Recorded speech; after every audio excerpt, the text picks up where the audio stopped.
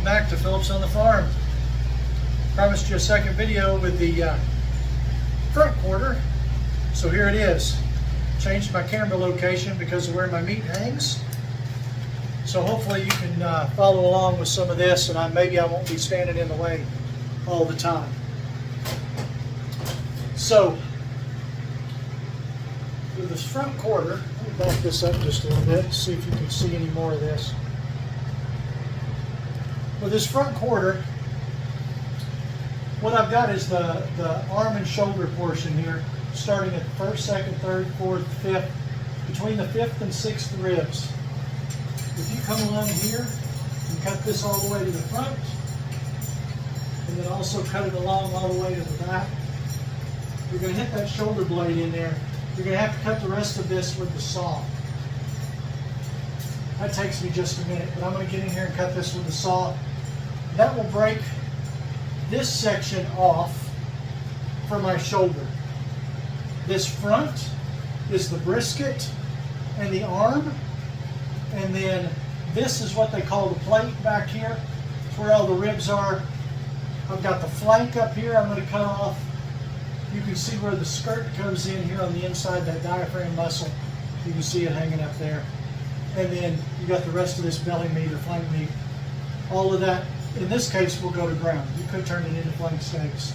And then up here, along this back, all the way down, is going to be my chuck steaks and the rest of my steaks up here. These will be boneless. If I had a big meat saw, these would turn into bone-in ribeyes, T-bones, that kind of stuff. Don't have a saw to do that yet. So, no regrets. Just is what it is. So, I'm going to bring this across here where I can follow that better with my saw.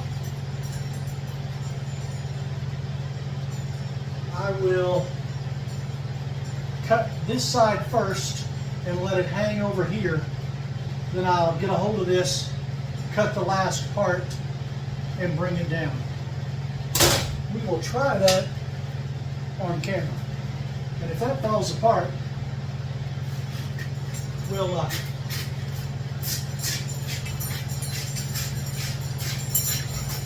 do it different.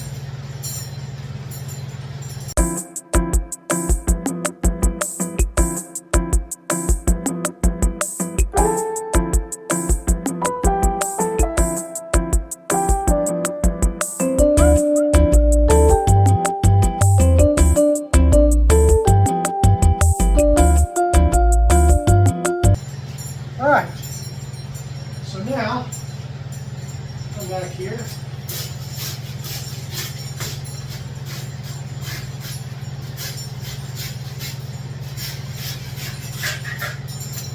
Alright, this is part I'm not a big fan of, because it is hard to hold all this and not end up with a rental.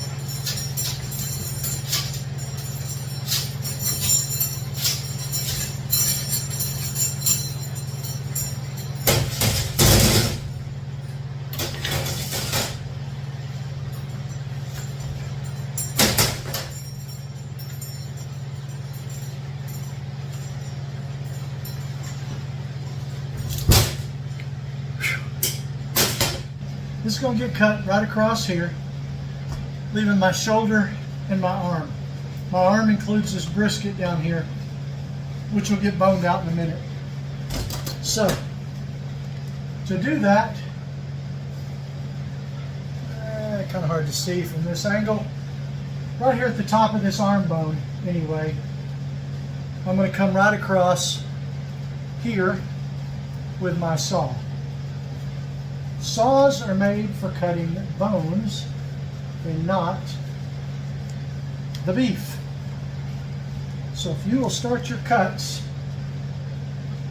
with your knife until you get down to the bone, then cut your bones with a saw, your knife, your saw, and your arm will all really appreciate it.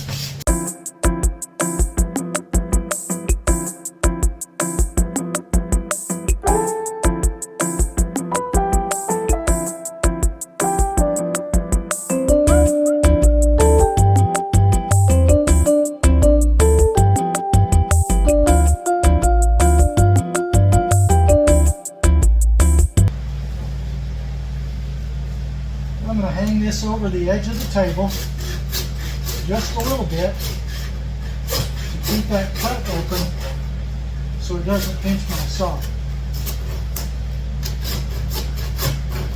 And I'll get through the last of that bone down there before. Oh, I cut it all the way through. Almost did it.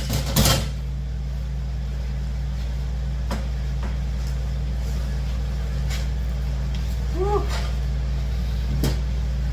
That'll be on the blooper reel, right?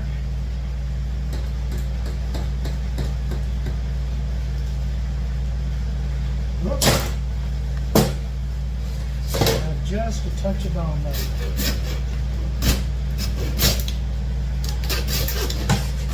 There we go. Woo. We're ready for saws. What do you got left? You got a brisket and an arm. That arm is no longer attached by anything other than muscle. Find that shoulder seam.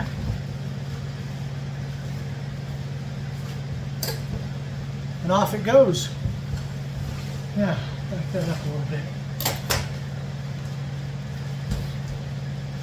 This is your brisket. Still got the ribs in it. I'll pull that out in just a minute. This is your arm. Yet again, soup bones, ossobuco. Cook it slow. Lower heat. Let it cook 12, 16, 24 hours. Let it fall apart. When it does, it makes some great soup. Some great beef stock, whatever you're going to use it for. The rest of this will more or less become hamburger. You can get a halfway decent roast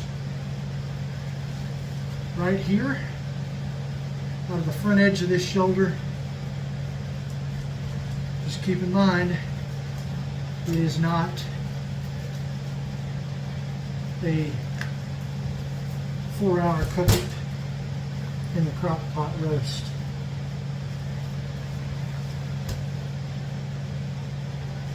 That's an all-day cooker. That'll get trimmed up. Becomes something important. This will get boned out. I'm not going to do it at the moment.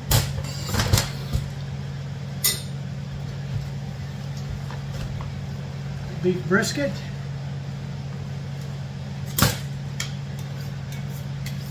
This is not a knife sharpener. This is a honing steel. When my knives hit bone, because the edges are very thin and sharp, it makes the edge crooked. I'll have a divot right where I hit a piece of bone.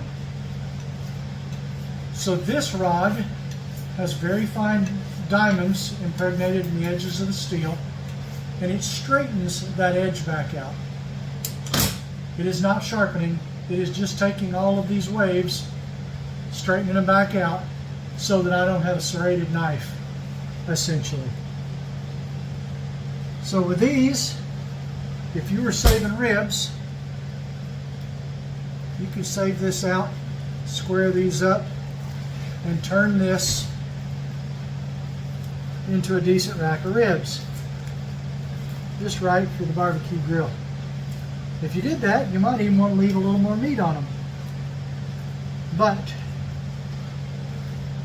for me, this is all about the brisket and not about the rib bones. So I'm cutting all the meat I can.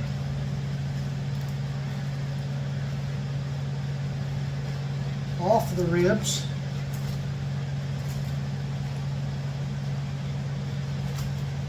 And then those ribs will get trimmed up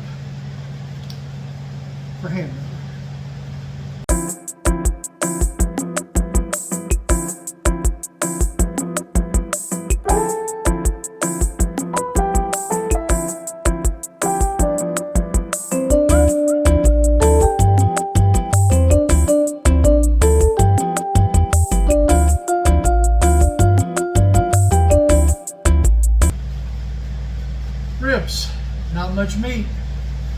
cut that out in between them, trim it up just a little bit. You see there's a little bit here on the inside. If you're going to save these for ribs, one thing you need to do is take this membrane off on the inside. Doesn't matter for what I'm doing, but I am going to show it to you if I can get a hold of it with this meter. Some people don't believe it, some people do. I can't imagine that it does anything useful, although it may not be all that useful to bother to take it off. Everybody got their preference. It's Ford versus Chevy. Pull that membrane off if you're going to save the ribs. It's on the inside of all the rib cavities where their lungs were pushing up against the ribs. Super fibrous, like super tough paper. You want that off your ribs. You can see right here where I pulled it off. I'd want that out of the way if I was eating ribs. Doesn't matter when I'm going to bone it out and grind it out. There's not much there anyway. What I've got left here is the brisket. This will get trimmed up. Some of this fat will be taken off. Not all of it, but I do like to take a bit of it off.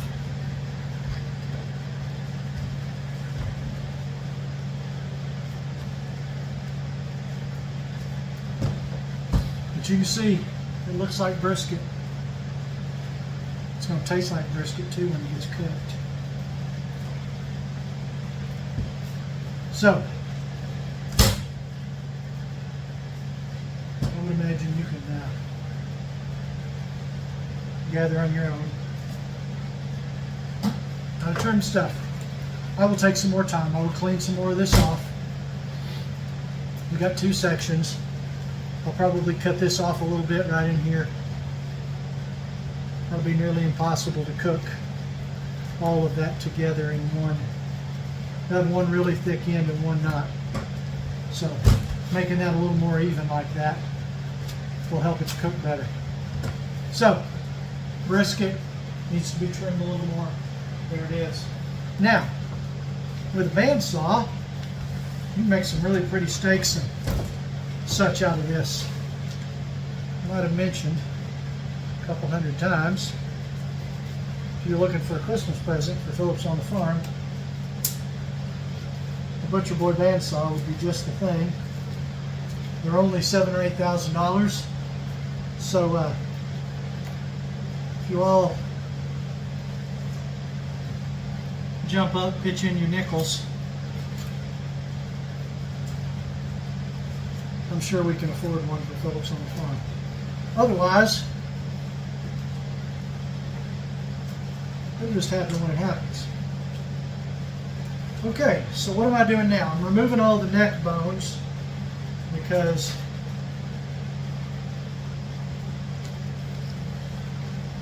nobody wants to eat a neck bone.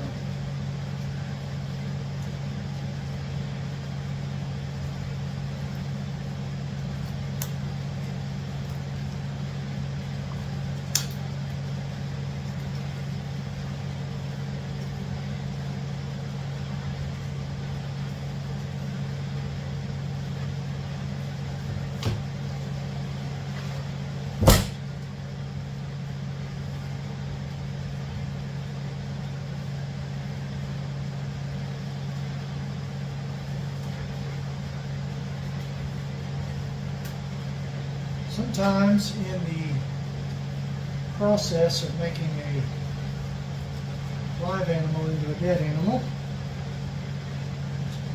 imagine what all adults or should be, you're watching me butcher something, so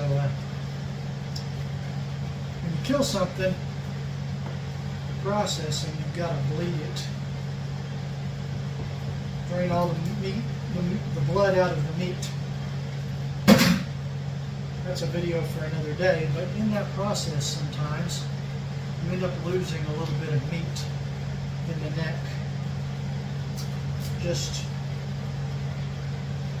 becomes contaminated. All that needs to be, it's not very pretty, it needs to be trimmed up. Rather than showing that part on camera, I will remove the uglies. There's also a really large gland up here in this neck. I believe that is the thyroid gland. I'm not a pig or a beef anatomy expert, so I believe that's what that is. For the love of Pete, don't eat that. Make sure you get that out. It's along that front edge. Sometimes you get it when you're hanging them up and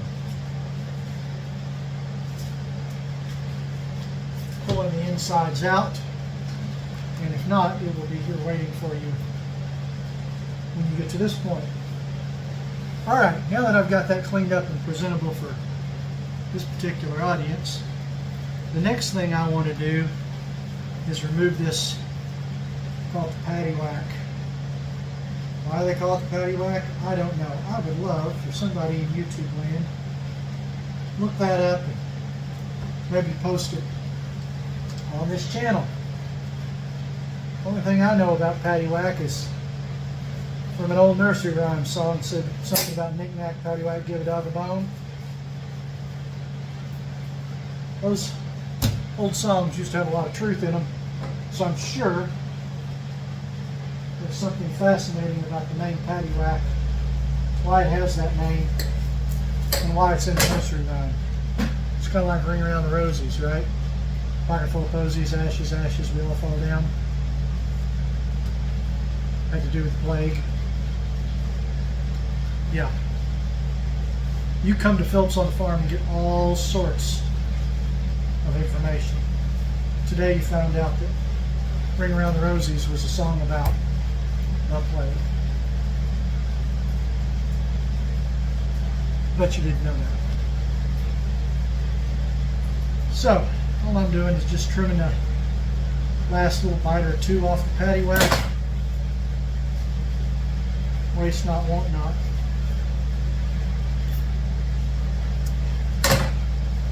Hamburger, patty whack. What's the patty whack? It is this really rubbery yellow tendon that goes right down the middle of most four-legged animals' backs. I don't know. Knick-knack, patty whack, give it on the bone. Anyway, there we were. So what do I have left? Well, this top section is my chuck steaks. I do have a shoulder left in this.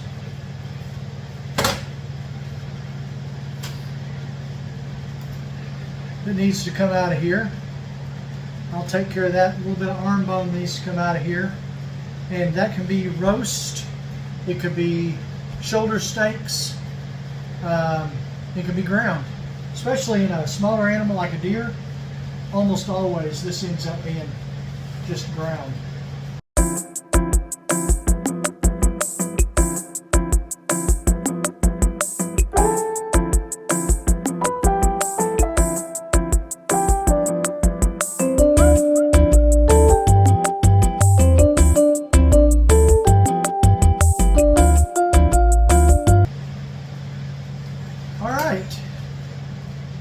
So, I'm going to try to hold this up a little bit. This is the inside where the ribs were on the neck bones. This is my chuck steak portion up here. So what I'm going to do now is I'm going to cut this steak portion loose up here. So that I can get down to this arm portion and turn it into something else.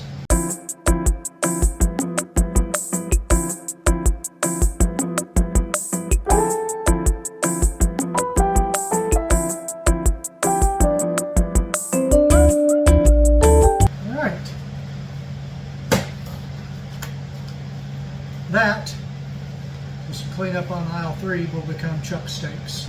Now, what do I have left in here? Well, I've got the rest of the neck meat. I've got the meat around the shoulder blade. The big old fat pocket right here. Oftentimes hiding in those big, fat, ugly fat pockets. are lymph nodes. Nobody wants to eat a lymph node.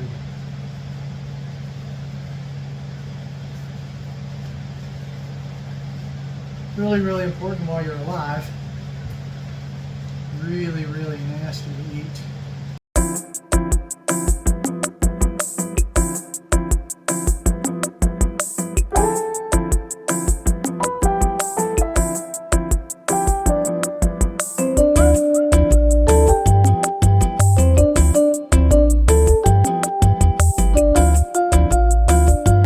Neck meat, shoulder. If I had a saw, this would already be cut up into bone-in shoulder roast. I only had a saw.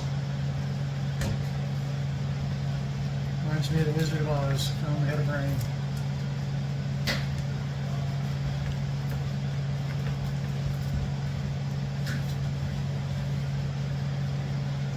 Okay. So in here is the shoulder blade and the end of the arm bone. You see the end of the arm bone right there. This is the shoulder blade. So if you find that ridge on the shoulder blade right up here, sometimes it's a little more prominent than others, depending on the critter. What you want to do is run right down that shoulder blade.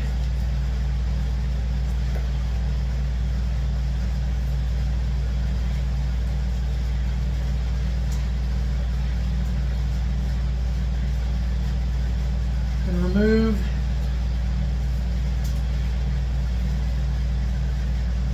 on the upper arm portion what's called the mock tenderloin. I think it's because it looks like a tenderloin, not because it's tender like a tenderloin. But you can see why that was referred to as a mock tenderloin. It's pretty sinewy. You can also turn that into some steaks, cube steaks, as long as it's tenderized. So that exposes one side of the shoulder blade here. Now, this other side is where a good butcher gets flat iron steaks. And I'll tell you, I've tried to cut them, and I hadn't got them right yet. Problem is not getting to the piece where the flat irons are. The problem is that in the middle of that is a piece of gristle. And if you don't split it right on that piece of gristle, and you leave that in one of your flat irons, it goes from being the second most tender cut of meat to probably one of the toughest.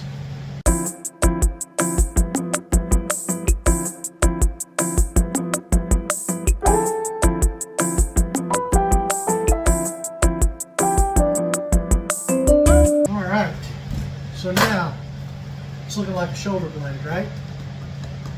That's that ridge. We'll take the rest of that off in just a minute, but I wanted to show you this mock tenderloin, or not mock tenderloin, but this flat iron.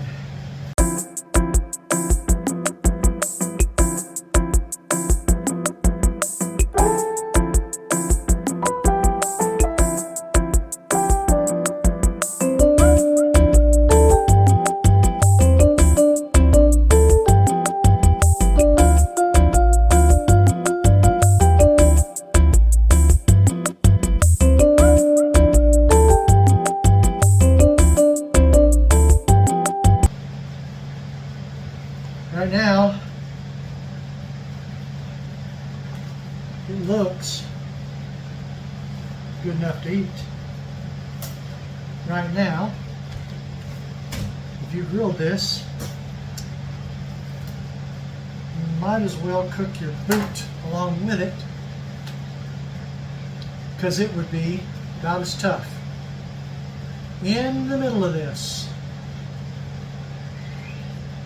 is a piece of gristle. Runs the whole thing. Looks like a big palm leaf. You're butchering. It's not perfect. There are no mistakes. There's only more hamburger. Hear that again. There are no mistakes. There's only more hamburger. So, if you don't get it right, cook a good hamburger.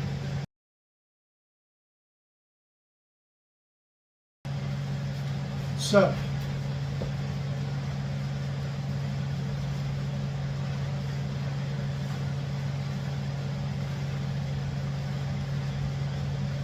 try to get this down to where it is nothing but a flat iron.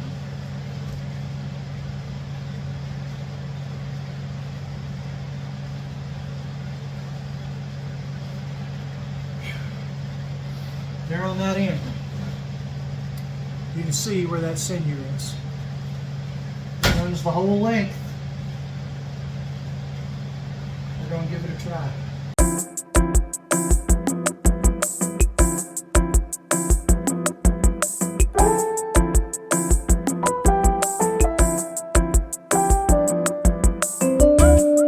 I'll be diggity dog.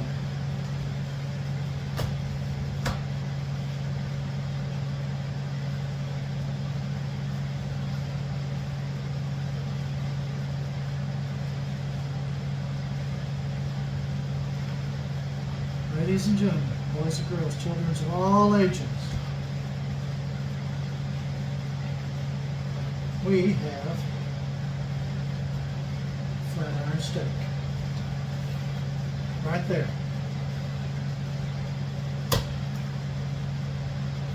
I need to do a little more trimming right up here where you see a little more sinew.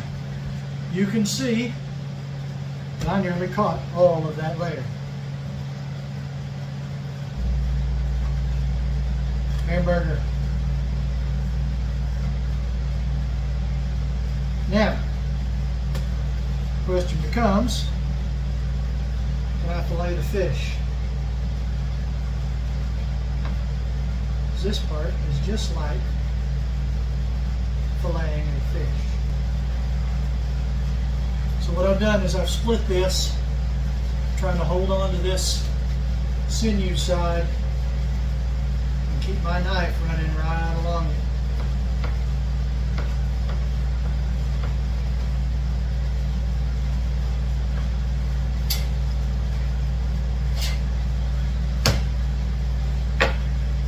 That is the piece of sinew that if you don't remove, you get to chew on. Super excited about having done that nearly correctly.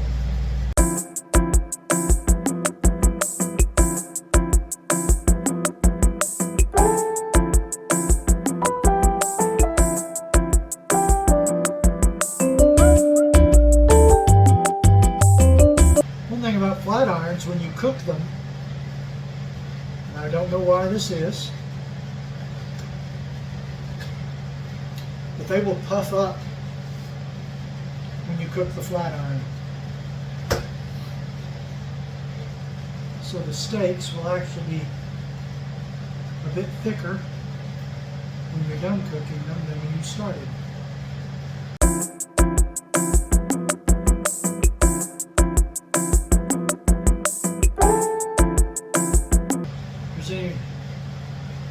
Professional butchers out there, give me any pointers on that, I'd take them. As it is, what we've got is a couple of flat iron steaks.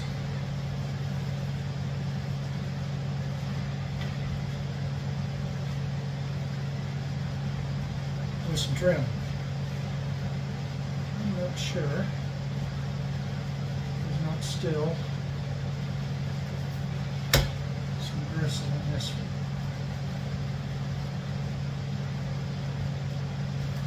one. Alright, so I'm going to cut these into thirds.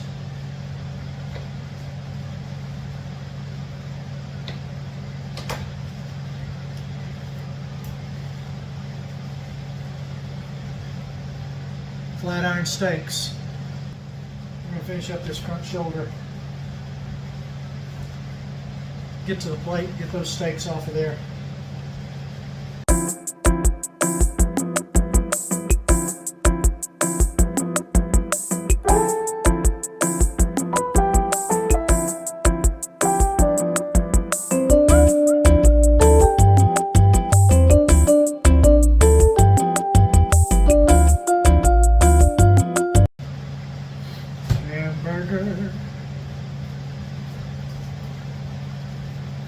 Didn't know you'd be serenaded on this channel today too, did you?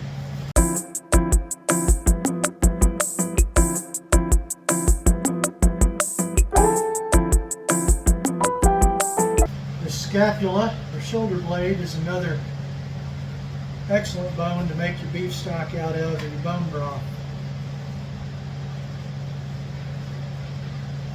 Leave some of this meat on the bone.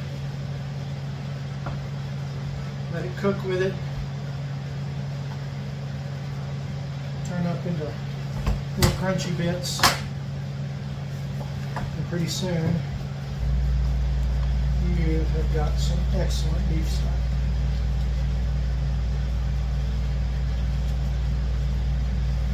Everything else is just taking your knife and staying as close to the bone as you can.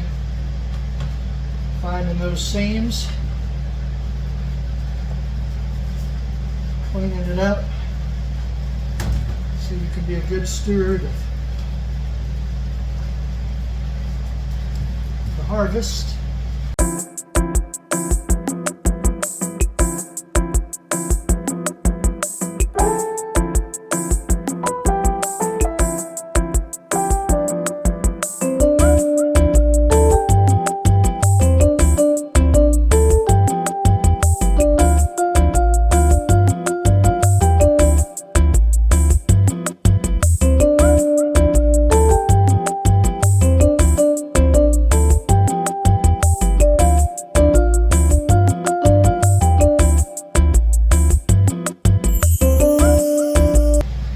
Clean bone, not completely clean, but pretty clean. All right. That looks like a steak. Not a real long piece, but it's here.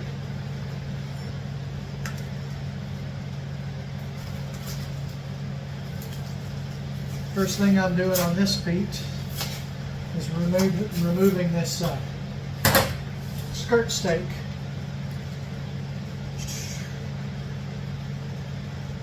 If you don't remove this membrane right here, you might as well go cut a chunk off the car tire and cook it. Because I promise you, if you take the teeth of a hungry hippo, chew on that stuff and get anywhere.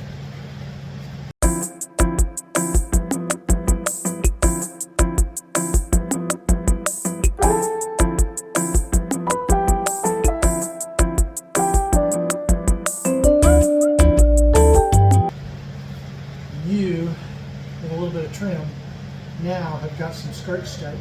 So what I've got left here is the flank steak. Just follow right down the edge of those ribs.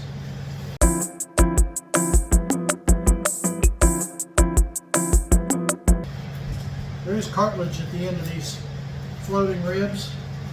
Sometimes you've got to cut around that. This also is pretty good cuts of meat, but you've got to peel off this membrane.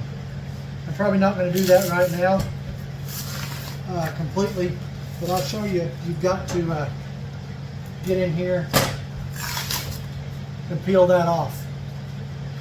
You'll have to continue to peel and trim until you get the skirt steak out of here.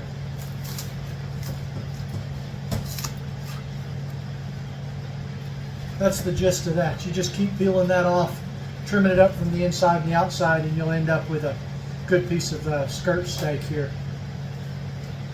You can see when you cut that loose, you can see that there. That's the skirt steak. So what I've got left here are steaks. So with a saw, if I was going to do bone in, I'd have to cut it down here from the big end up, leaving the meat and the bone on here.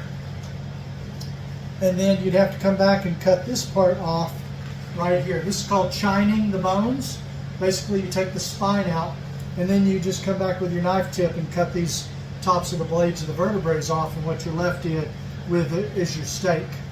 Without a saw, it's really faster just to bone this out.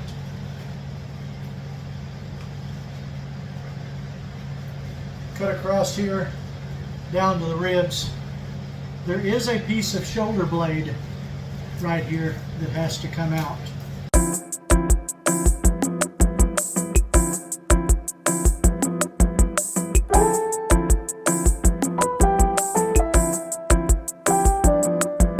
So that's the cartilage end of the back of your scapula, the shoulder blade.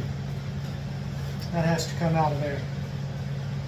Then you just cut down to the ribs. Stay right against the rib bones.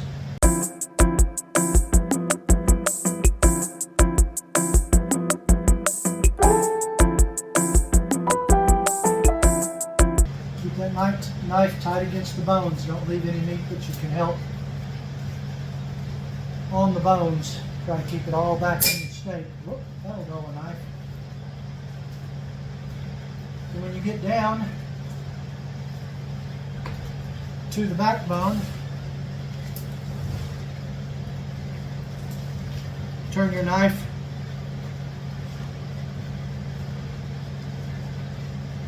and just run them along the vertebral processes there.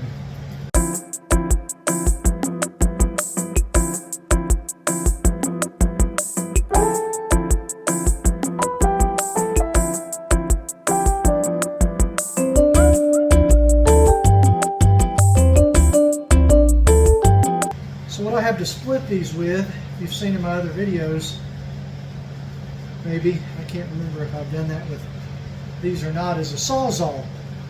I use a corded sawzall to split the carcasses, and that sawzall is used for nothing but my processing. So when I get the saw off center, sometimes you end up with a piece that gets too thin and it'll come loose. You got to do something with it. So just more bones in the bone bucket.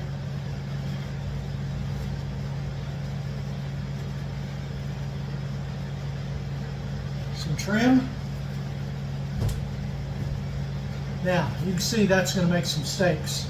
A lot of this has got to be trimmed up, and then all of the rest of this just becomes hamburger. So if this was a pork,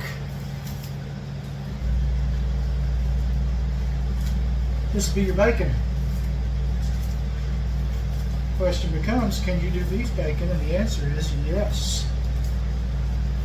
You can do beef bacon. I have not done it. I've seen it done. There are a lot of YouTube videos out there. Maybe that's something I'll try someday. I do have a video where I did some venison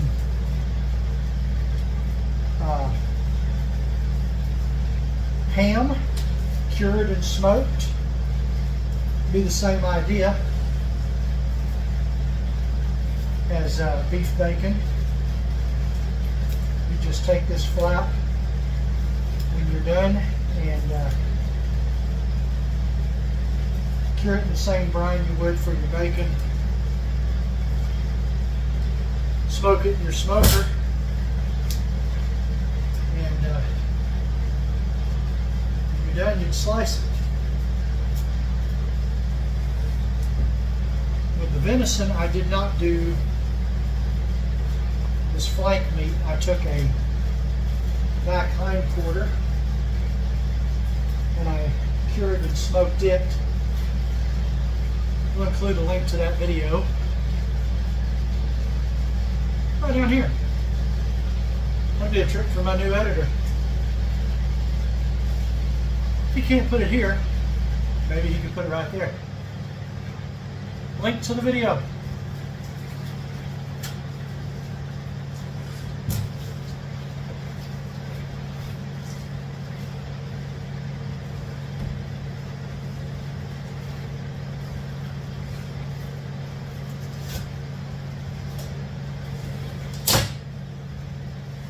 So that could be your beef bacon.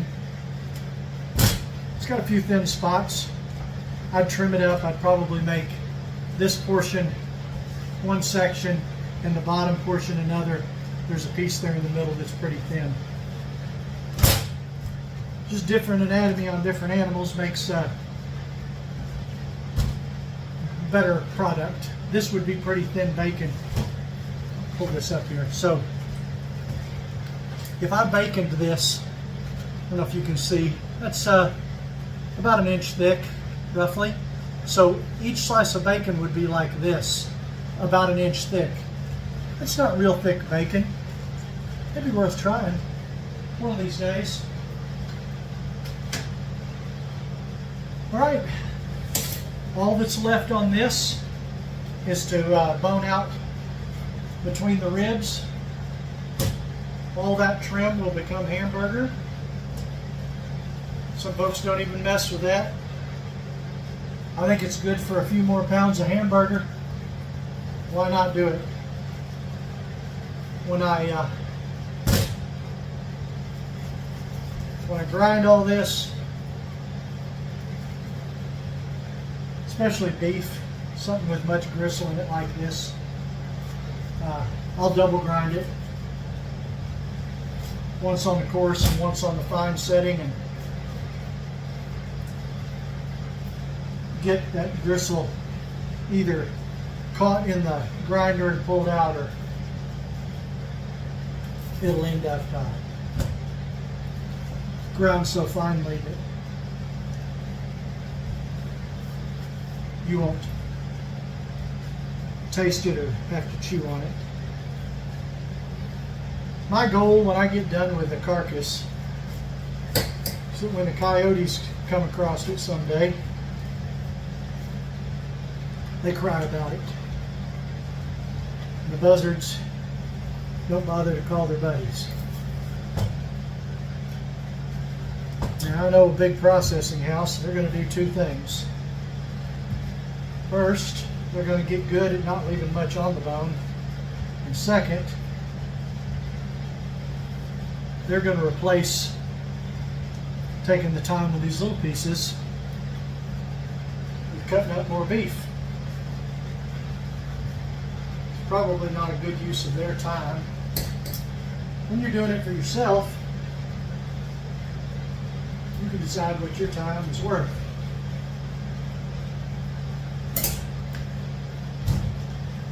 By boning out something as simple as the ribs, or trimming the legs, or whatever it might be, I feel like I'm being a good steward of what I've taken care of, and I've got more value in it this way than somebody else who would just let this go to waste.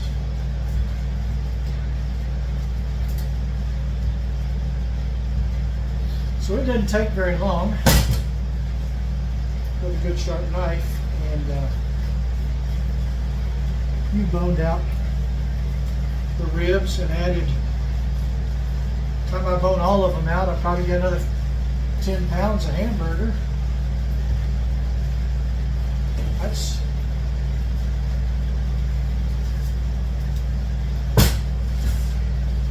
quite a few more meals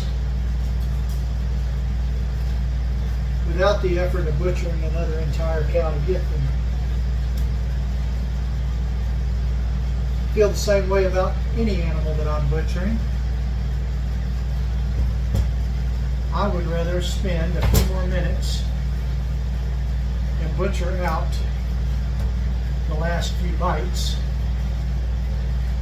I don't care if it's fish, pig, a deer.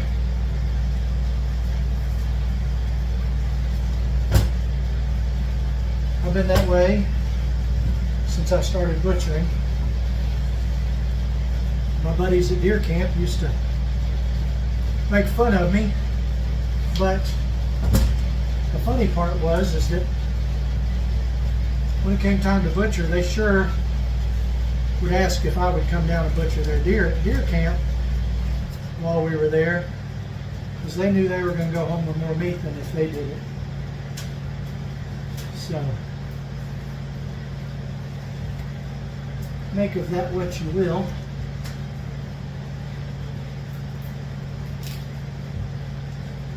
I was raised Gen X.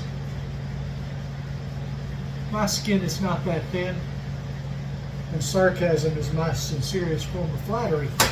So, you want to laugh at me for taking all the meat off the bones? I'll take that as a compliment.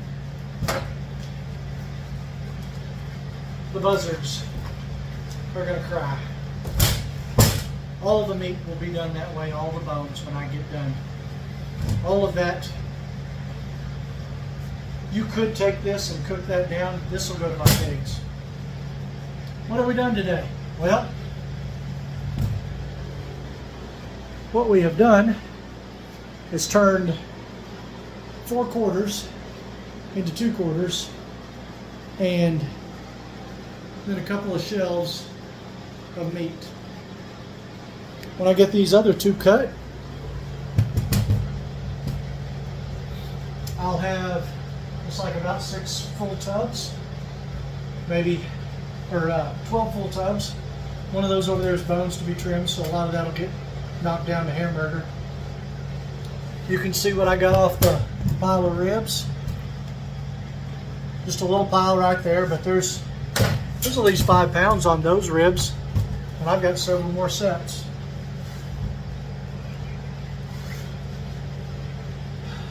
It's worth it to me. I enjoy this. I enjoy teaching this. I love when people want to come over and help with their own animals. Whether it's their own deer, they wanted to hang it up in here for a while or whatever. And aged, cooled meat of any flavor tastes better than its freshly butchered counterpart. You'll lose about 5% in the cooler due to weight loss. The water will evaporate out of these carcasses, and when it does, the same amount of flavor will be in that as was before, but now there's 5% less weight in water. So, in my brain, that's 5% more taste. It also has a chance, the enzymes in the meat, to break down. So, if you've ever heard of the term rigor mortis, when something dies, it all gets tough and stiff. This is all much more flexible now. All this meat has had a chance to break down, and now it moves. It is more tender to eat. It is more tasty in every bite. The hamburger will taste better, the roast will taste better, the steaks will taste better. This is not really dry aged. I don't have humidity control in this cooler, but this has been hanging up in here 2 weeks and it'll be just right. There's no mold growing on it. I spray it down with a 4-to-1 water to vinegar solution every couple of days. That's what they did in meat houses for hundreds of years. It is running 38 degrees in here right now. If I had a processing room, I'd run it in the 50s. Then I wouldn't have to wear this big fuzzy hat, quite as many layers, and I could package over there in a little warmer environment. That's coming on. We'll have some videos about that when I get that built. Right now, my hanging room is my processing room. I've got one table. So I'm going to get in here and cut up these other 2, call it an afternoon. I've got fencing plans on my mind tomorrow So we may have some video. I'm going to run around and meet some folks, pick up some electric fence materials that they've got. I have got lanes laid out for paddocks for 8 field paddocks for pigs and sheep. I'm going to run electric fence around them, and hopefully in the next month I'll have pigs in there, and sometime next year I'll paddock sheep in the other paddocks and rotate those through. And so that'll be a process I hope I can share with you guys in the future. Always lots to do on the farm. My dad said if farm work was never done, you better love it. If not, there's a lot of drudgery to it. I enjoy it. My wife enjoys it. We do it together, and I get to share it with you guys. Hopefully you've got something out of this video today. I really appreciate you being here today with Phillips on the Farm. If you don't mind, if you haven't already, subscribe to my YouTube channel, Phillips on the Farm. Hit the bell icon and it will give you notifications when we upload new videos. Like the videos, give me that thumbs up. Ding. And that helps me reach more people. The more likes I've got, the more subscribers, the more it pops up in the algorithms when people are looking at different things. Maybe they'll follow me too. Maybe they can learn something because I learn from others. I think of it as a big community. PhillipsOnTheFarm@gmail.com is my email address for this. I've also got an Instagram page and a Facebook page, both Phillips on the Farm. Join me there. I'll figure out how to post on all those platforms as well. I'm still getting the hang of this, but I appreciate y'all being here with me from the beginning. Thanks for stopping by. I love you guys. We'll see you soon. God bless.